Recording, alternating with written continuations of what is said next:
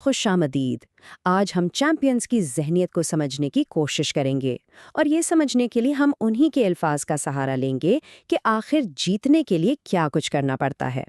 تو آئیے سیدھا اس بات پر آتے ہیں جو ایک حقیقی مقابلے باز اور صرف حصہ لینے والے میں فرق کرتی ہے۔ دیکھیں، یہ بات صرف جیتنے کی نہیں ہے، یہ اس ذہنیت کی ہے جو کامیابی کو ممکن بناتی ہے۔ اور سچ پوچھیں تو وہ ذہنیت اکثر خوشگوار یا مسکرانے والی نہیں ہوتی۔ فتح کا سفر، یاد رکھیں، میدان یا کورٹ سے شروع نہیں ہوتا، یہ تو ذہن میں شروع ہوتا ہے۔ کوئی بھی ٹرافی جیتنے یا ریکارڈ توڑنے سے بہت پہلے ایک ایسا پختہ یقین ہونا چاہیے کہ فتح صرف ممکن ہی نہیں بلکہ ہو کر رہے گی۔ ایک جیتنے والے کی نفسیات میں جو سب سے بڑا فرق ہوتا ہے نا، وہ یہ ہے کہ ہارنے سے نفرت جیتنے کی محبت سے کہیں زیادہ طاقتور ایندھن ثابت ہو سکتی ہے۔ جیتنے کی خواہش تو بہت لوگوں میں ہوتی ہے، لیکن ہار سے شدید نفرت ایک ایسی آگ بھڑکا دیتی ہے جو کبھی نہیں بجھتی۔ یہی وہ آگ ہے جو انسان کو اس وقت بھی آگے دھکیلتی ہے جب جسم جواب دے چکا ہو۔ یہ صرف شیخی بگھارنا نہیں ہے، بالکل نہیں۔ یہ ایک بنیادی عقیدہ ہے، ایک ایسا یقین جو کسی اور کے ماننے سے بہت پہلے خود اپنے اندر قائم کرنا پڑتا ہے۔ محمد علی نے دنیا کو بتانے سے پہلے یہ بات خود کو سمجھائی تھی، خود کو اس پر قائل کیا تھا۔ یہی تو خود اعتمادی کی اصل بنیاد ہے۔ جیتنے والے اس یقین کے ساتھ کام کرتے ہیں کہ جو چیز آج ناممکن لگ رہی ہے وہ صرف ایک ایسی چیز ہے جو بس ابھی تک کی نہیں گئی۔ وہ انسانی صلاحیت کی حدود کو رکاوٹ نہیں بلکہ ایک چیلنج کے طور پر دیکھتے ہیں جسے پار کرنا ہے۔ یہ جملہ اس بے باک خود اعتمادی کو ظاہر کرتا ہے جو چوٹی پر کھڑے ہونے کے لیے ضروری ہے۔ اس کا مطلب تکبر نہیں ہے، نہیں، اس کا مطلب یہ ہے کہ اپنی صلاحیتوں اور اپنی محنت پر اتنا یقین ہو کہ کسی سے معافی مانگنے کی ضرورت ہی محسوس نہ ہو۔ اچھا، تو یہ یقین تو ہو گیا، لیکن اس کی قیمت کیا ہے؟ آئیے دیکھتے ہیں کہ اس کی قیمت کیسے چکائی جاتی ہے، کیونکہ یہ جو غیر متزلزل خود اعتمادی ہے نا، اس کے لیے درد اور قربانی کی پیشگی ادائیگی کرنی پڑتی ہے، یہ مفت میں نہیں ملتی۔ قربانی کا جو خیال ہے وہ روزمرہ کے چھوٹے چھوٹے ٹھوس اور اکثر تھکا دینے والے کاموں سے حقیقت بنتا ہے۔ یہ چھوٹی چھوٹی چیزیں ہیں جیسے صبح 5 بجے اٹھنا، ہر نوالے کا حساب رکھنا، دوستوں کے ساتھ باہر جانے کے بجائے ٹریننگ کرنا، یہی سب مل کر ایک چیمپئن بناتی ہیں۔ یہ محمد علی کا کال اس بنیادی سودے کی بالکل صحیح وضاحت کرتا ہے جو ایک چیمپئن کرتا ہے، یعنی آج کی عارضی تکلیف کے بدلے ایک مستقل میراث۔ یہ ایک ایسی سرمایہ کاری ہے جہاں آج کا درد کل کی عظمت کی قیمت ادا کرتا ہے۔ کامیابی کے لیے جو لگن چاہیے نا، اس کا مطلب اکثر ایک ایسے راستے پر چلنا ہوتا ہے جس پر بہت کم لوگ چلنے کو تیار ہوتے ہیں، اور یہی چیز تنہائی پیدا کرتی ہے۔ جب دوسرے سو رہے ہوتے ہیں یا پارٹیاں کر رہے ہوتے ہیں، تب چیمپئن کام کر رہا ہوتا ہے۔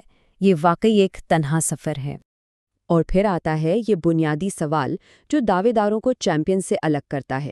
ہر کوئی جیتنا چاہتا ہے، لیکن بہت کم لوگ وہ قیمت ادا کرنے کو تیار ہوتے ہیں جو جیت کا تقاضا کرتی ہے۔ اصل سوال یہی ہے کہ کوئی کیا قربان کرنے کو تیار ہے۔ اب ایک اور دلچسپ بات یہ ہے کہ یہ اندرونی جذبہ مقابلے کے وقت باہر کیسے ظاہر ہوتا ہے۔ یہ صرف اپنے آپ کو بہتر بنانے کے بارے میں نہیں ہے، یہ اپنے مدعے مقابل کو ہرانے کے بارے میں ہے۔ ایک اعلیٰ درجے کے مقابلے باز کے لیے دنیا بہت سادہ ہوتی ہے، صرف 2 رنگوں کی، کالا اور سفید۔ کوئی درمیانی راستہ نہیں ہوتا، یا تو آپ جیتتے ہیں یا آپ ہارتے ہیں، صرف کوشش کرنے کا کوئی انعام نہیں ملتا۔ مائیکل جارڈن اور کوبی برائنٹ جیسے بہترین کھلاڑیوں کے صرف حریف نہیں تھے، وہ تو جان بوجھ کر اپنے لیے دشمن تلاش کرتے تھے تاکہ اپنے جذبے کو ہوا دے سکیں۔ وہ اپنے اندر سے ایک ایسی شخصیت نکالنا چاہتے تھے جو انہوں نے پہلے کبھی نہ دیکھی ہو۔ مقابلے کے میدان میں مخالف سے دوستی ایک بوجھ بن سکتی ہے، مقصد صرف ایک ہوتا ہے اور وہ ہے جیت۔ عزت ہو سکتی ہے، لیکن دوستی کھیل ختم ہونے کے بعد کے لیے ہے۔ میدان کے اندر صرف ایک ہی ہدف ہوتا ہے، جیت۔ جیتنے کی خواہش اور بھوک آپ کے مخالف سے زیادہ ہونی چاہیے۔ اکثر ایسا ہوتا ہے کہ سب سے زیادہ باصلاحیت شخص نہیں جیتتا، بلکہ وہ جیتتا ہے جو سب سے زیادہ بھوکا ہوتا ہے۔ یہی بھوک اکثر فیصلہ کن ثابت ہوتی ہے۔